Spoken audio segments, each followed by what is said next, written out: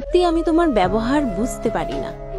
কখনো মনে হয় আমি তোমার সবকিছু, আবার কখনো তুমি বুঝিয়ে দাও আমি তোমার কিছুই না।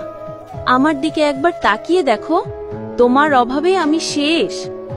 আমি বুঝি না হঠাৎ করে ব্যস্ত হয়ে যাওয়া মানুষগুলো শুরুতে কথা বলার জন্য এত সময় কিভাবে। আমি চাই না তুমি আমাকে সারাদিন সময় দাও, শুধু চাই তোমার ব্যস্তার মধ্যেও একটু সময় আমার জন্য রাখো।